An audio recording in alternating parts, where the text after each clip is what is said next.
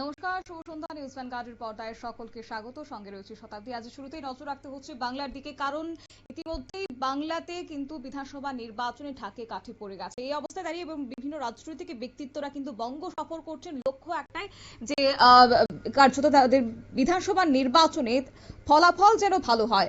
কলকাতা সফরে আজকে লক্ষ্য করা গেছে জম্মু কাশ্মীরের মুখ্যমন্ত্রী ওমর আব্দুল্লাহকে। বিধানসভা ভোটের প্রাক্কালে রাজ্য সফর ঘিরে রাজনৈতিক গুঞ্জন এখন। বাংলার মুখ্যমন্ত্রী মমতা বন্দ্যোপাধ্যায়ের প্রসঙ্গে কিন্তু পঞ্চমুখ হয়েছেন। অবশ্য বিজেপির বিরুদ্ধে সেক্ষেত্রে সুর শোনা গেছে এবং অখিলেশ যাদব, তিনি কিন্তু সমাজবাদী পার্টির প্রধান অখিলেশ যাদব গতকাল বঙ্গ সফর করেছেন এবং উনি বক্তব্য রেখেছেন যে এখন বাংলায় মমতা দিদি বিজেপির মোকাবেলা করছেন। দেশের নির্বাচনে এখন 3.5 বছর বাকি রয়েছে, ততদিনে আমরা বসে ঠিক করে নেব কিভাবে বিজেপির মোকাবেলা করতে হয়। এখন আমাদের দিদির হাত শক্ত করতে হবে, তাই বঙ্গ সফর যে তাদের, সেটা কিন্তু আর বলার অপেক্ষা রাখে না। তবে এই প্রসঙ্গে আজকে যেহেতু ওমর আব্দুল্লাহ তিনি বঙ্গ সফর করেছেন, কি বলেছেন সে সময় শুনুন।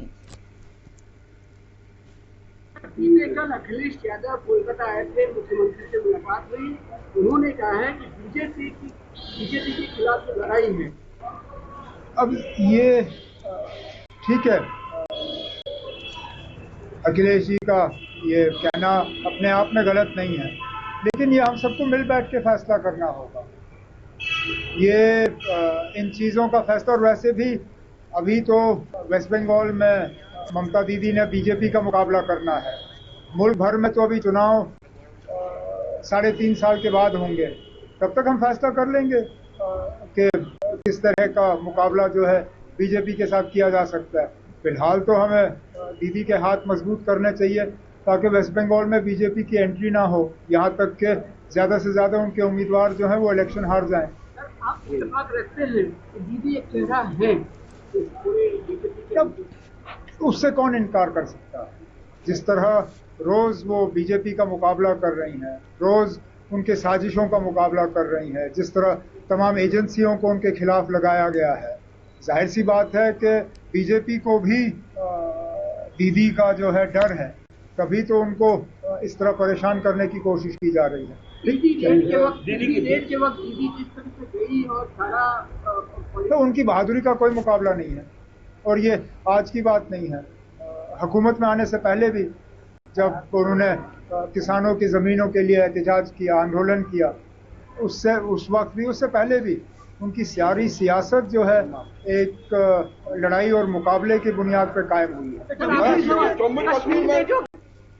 আপনারা শুনলেন ওমর আব্দুল্লাহর বক্তব্য এবং বঙ্গ সফরে তিনি এসেছেন। বিশেষ করে ওনার এই সাক্ষাৎকে রাজনৈতিক বিশ্লেষকরা একাধিক ইঙ্গিতে দেখছেন, এটা কি শুধুই সৌজন্যমূলক সাক্ষাৎ নাকি এর পেছনে রয়েছে বড় কোনো রাজনৈতিক বার্তা। আমাদের সঙ্গে যুক্ত হয়ে গেছে প্রতিনিধি শান্তনু পান। শান্তনুর কাছে যাবো। শান্তনু, এই যে আজকে বঙ্গ সফর করেছেন জম্মু কাশ্মীর মুখ্যমন্ত্রী, জাতীয় রাজনীতিতে বিরোধী ঐক্য নিয়ে যখন এক প্রকার চর্চা তুঙ্গে রয়েছে, এই অবস্থায় দাঁড়িয়ে ওনার এই সফর কি মনে হচ্ছে?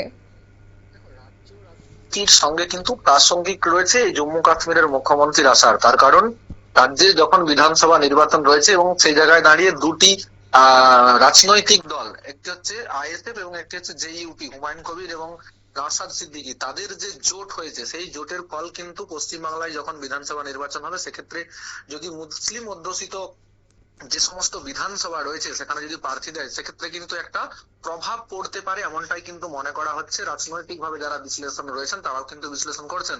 স্বভাবতই ইন্ডিয়া জোটে যারা শরিক রয়েছেন তার কিন্তু অন্যতম রয়েছেন এই ওমর আব্দুল্লাহ। তিনি জম্মু কাশ্মীরের যেই জায়গা থেকে বিলং করেন সেখানে কিন্তু এই ধরনের একটা ফ্যাক্টর কাজ করেছিল একটা সময়, তাই সেই জায়গায় দাঁড়িয়ে যখন মুখ্যমন্ত্রীর কাছে তিনি সৌজন্য সাক্ষাৎ বা পশ্চিমবাংলায় তিনি সৌজন্য ভাবে আসছেন, এটা যেমন তেমন উপরিবিভাগে রয়েছে, ঠিক উল্টো দিকের বিষয়টা যদি আমরা ভাবি যে যদিও 29-এর ভোট আসতে এখন অনেকটাই সময় রয়েছে, কিন্তু এখন থেকেই 26-এর নির্বাচনকে সেমিফাইনাল ধরে নিয়ে পশ্চিমবাংলার থেকে যে ট্রেন্ড শুরু হয় রাজনৈতিক ভাবে, সেই ট্রেন্ডটা যাতে বিরোধীদের হাতে ব্যাটেল থাকে, সেই ব্যাটেল রাখার যে প্রক্রিয়া, সেই প্রক্রিয়ার যে আলোচনা তা কিন্তু এক প্রকার হবে মুখ্যমন্ত্রীর সাথে। এটা কিন্তু যে সূত্র, সেই সূত্র মারফত আমরা জানতে পারছি। তবে সামনে যে বিধানসভা নির্বাচন তাতেও যে মুসলিম ভোটের প্রভাব, সেই প্রভাব যাতে শাসক দলের পক্ষে থাকে এবং তার যে রণকৌশল, সেই রণকৌশল কিভাবে কাশ্মীরে কাজে লাগানো হয়েছিল সেই রণকৌশল বাংলায় কাজে লাগানো যায় কিনা, বা আগামী দিনে ইন্ডিয়া এই জোটের যে যে ভোট আবহে আমরা কর্মসূচি। গতকাল দেখলাম সমাজবাদী পার্টির প্রধান অখিলেশ যাদব তিনি বঙ্গ সফর করেছেন, আজকে উমর আব্দুল্লাহর বঙ্গ সফর, এটা কি তবে কেন্দ্রের শাসক দলের বিরুদ্ধে নতুন সমীকরণের ইঙ্গিত বলে মনে করছো বঙ্গের ভোট আবহে? একেবারেই, কারণ বিজেপি ইতিমধ্যেই তাদের প্রধান যে কার্যকরী সভাপতি অর্থাৎ সর্বভারতীয় সভাপতি তাকে কিন্তু করা হয়েছে নবীন নীতিনকে, এবং তারপরে তিনি কার্যক্রম শুরু করেছেন। স্বভাবতই বিরোধীরা চাইছেন যে শাসক দল যাতে চাপে থাকে, তাদের কৌশল ইতিমধ্যে তারা কিন্তু রণকৌশল সাজিয়ে শুরু করেছেন। অখিলেশ যাদব থেকে শুরু করে ওমর আব্দুল্লাহ, পরবর্তীকালে আমরা আরো নতুন কোন মুখ অর্থাৎ যারা এই ইন্ডিয়া জোটের সঙ্গী রয়েছে তারা কিন্তু বঙ্গ সফরে আসবেন। শুধুমাত্র যে লোকসভার ভোট তা নয়, তাদের যে রণকৌশল এখন থেকেই তারা করতে যাচ্ছেন এই বিধানসভা নির্বাচনকে কেন্দ্র করে। তবে মমতা বন্দ্যোপাধ্যায় প্রশংসায় পঞ্চমুখ হয়েছেন এবং মমতা বন্দ্যোপাধ্যায়ের নেতৃত্বকে সামনে রেখে কি আগামী দিনে একটা জাতীয় রাজনীতি বড় ধরনের ভূমিকার সম্ভাবনা দেখছেন উমর আব্দুল্লাহ, কি মনে হচ্ছে? বারবার কংগ্রেস যেই পদ্ধতি নিয়ে আগিয়েছে এবং তাদের যে মুখকে সামনে এনেছে সেই মুখ কিন্তু মানুষ গ্রহণ করছে না, এই দাবি কিন্তু বিরোধী জোটের পক্ষ থেকে উঠেছিল। সে জায়গায় দাঁড়িয়ে মমতা বন্দ্যোপাধ্যায় বাম সরকারের আমলে যেইভাবে আন্দোলন গড়ে তুলেছিলেন সেইটার তিনি প্রশংসা করেছেন। স্বভাবতই কোথাও যেন একটা ইঙ্গিত বহন করছে যে এই পশ্চিম বাংলার যে ইমেজ বা বাম দীর্ঘ 34 থেকে 35 বছরের যে বাম সরকারকে সরিয়ে ফেলা, তার যে মুখ, সেই যে আন্দোলন, সেই আন্দোলনের যিনি নেত্রী মমতা বন্দ্যোপাধ্যায়, তার মুখটাকে কাজে লাগিয়ে সর্বভারতীয় ক্ষেত্রে বিজেপিকে কোণঠাসা করার জন্য কিন্তু কার্যত ভেতর থেকে ইন্ডিয়া জোটের যে বিভিন্ন শরিকরা রয়েছেন তারা কিন্তু করে নিয়েছেন কংগ্রেস। এটা কি তবে কাশ্মীর ইস্যুতে কেন্দ্রের ভূমিকা নিয়ে বাংলার মাটিতে কোন রকমের স্পষ্ট রাজনৈতিক বার্তা দিয়েছেন উমর আব্দুল্লাহ? এখনো পর্যন্ত সরাসরি বার্তা না দিলেও তিনি কিন্তু কৌশলে বুঝিয়ে দিয়েছেন যে মমতা বন্দ্যোপাধ্যায় যে ধরনের কাজকর্ম করেছেন, তিনি যে আন্দোলন গড়ে তুলেছিলেন সেই আন্দোলন কিন্তু আগামী দিনে কেন্দ্রে দরকার এবং বিজেপি সরকারের বিরুদ্ধে লড়াই করতে দরকার, এটা কিন্তু তার কৌশলে স্পষ্টত প্রমাণ হয়ে গেছে। শতাব্দী। ধন্যবাদ। অর্থাৎ রাজনৈতিক মহলের মতে মমতা বন্দ্যোপাধ্যায় নেতৃত্বের প্রশংসা শুধুমাত্র ব্যক্তিগত নয়, একই সঙ্গে আগামী দিনে ভোট আবহে একটা বিশেষ বার্তা এবং রাজনৈতিক কৌশল বলেও কিন্তু মনে করছেন রাজনৈতিক বিশ্লেষকদের একাংশ। নিয়ে নিচ্ছি ছোট্ট একটি বিজ্ঞাপন বিরতির, সঙ্গে থাকুন।